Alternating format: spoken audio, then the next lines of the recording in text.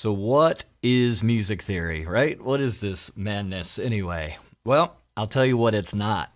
It is not a set of rules that you must adhere to, okay? It is not that. I know a lot of people think it's that. They're like, bruh, I don't want to learn theory, man. Hendrix didn't know theory, man. I just want to flow. Well, you can do that. I'm not going to stop you, okay? But, Hendrix played with a lot of serious cats, and a lot of them knew theory. So indirectly, Hendrix knew what he was doing, okay? And that's kind of my point. What music theory is, it's not rules. It's two things. Number one, it's just a label, right? It's just categorizing and labeling things that you already know, that you already do. But instead of, talking to your bass player and going, oh, hey, man, it's this little thing right here, you just, hey, G major triad. Ah, gotcha, boss. All right, that's it. So it's a label. You can simply label the things that you already know. Or you can continue to learn and grow, and as you learn and grow, label them. It will make it clear in your mind, which brings me to point number 2 for learning music theory. It will absolutely help make things organized and more concrete in your mind. As a matter of fact, it goes from theory to practice, okay? It really does. So I think theory is not the best word, actually, all right? It's not the best description. So again, music theory, not a set of rules. It's simply labeling and organizing the things that you already know and love, or the things that you would like to know and eventually love, and labeling them and organizing them, okay? That's it. That's all theory is, okay? So let's look at, let's take this. You could say, the major scale. The major scale. Everybody knows the major scale, right? Do, re, mi, baby. Now, if you were learning a scale, if you were in a theory class and they're like, the major scale, and it's these notes, and it's comprised of these intervals, etc. It's in this key. It is this key. Okay, that's fine. That's the theory of it. But you can use this scale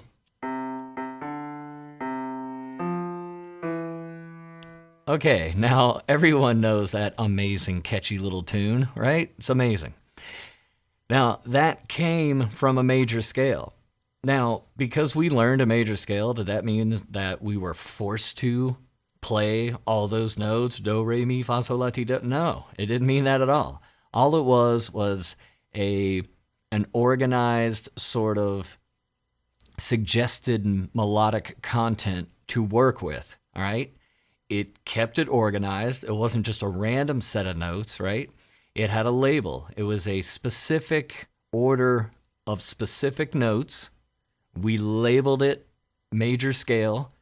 And then after that, we just go in and invent and have fun and race heck and do what we would always do if we didn't know any music theory. The difference is when we're talking to the other musicians, we can go, oh, I'm just coming out of the major scale in C. Ah, gotcha. Sweet. Right on. Let's roll. Okay?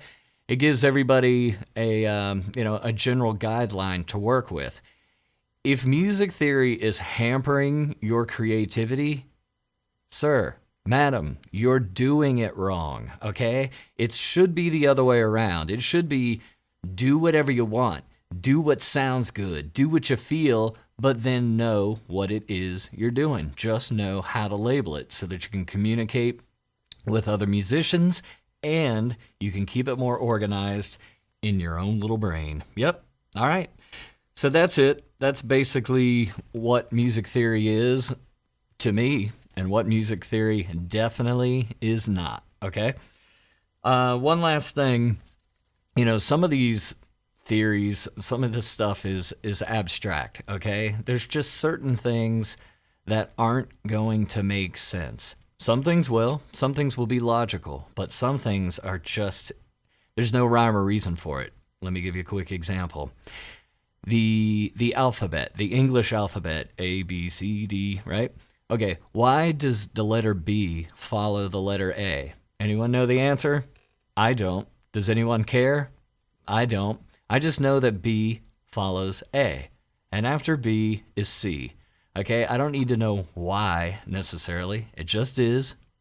So, memorize it, move on with your life, okay?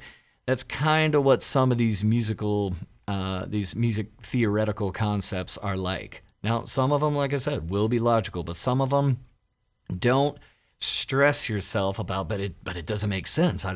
Don't. Some of it isn't going to be like that. So, get introduced to it. When it starts getting wacky, take a break. Simply come back later. Over the days, hours, weeks, years, millennia, over time, it will make perfect sense. For me, a good example is the difference between a chord and an arpeggio. All right. And I remember having this conversation with one of my guitar teachers, and he was telling me an arpeggio is simply the notes of a chord played separately. Okay. That makes sense. And I was like, okay, it's the same notes as a chord. They're just played separately, right? Now, that made sense as far as it was a logical sentence, but I still didn't get it. I mean, I don't know why. I just didn't get it. And after I played the arpeggios and I played the chords and I said those same words to myself over and over again, over the next few weeks and months, finally it started to click. And I was like, yes. An arpeggio is simply the notes of the chord played separately. Da-da! Okay? So that's just a little side rant from me of, I had to go through all this, and probably every player you know and love had to do this on some level. So there you go. I'm done with my rants. We now know what music theory is, what music theory is not. Let's get into the concepts here, man. Let's have fun. Let's raise heck. Shall we? Yes, we shall. All right, guys. See you in the next lesson.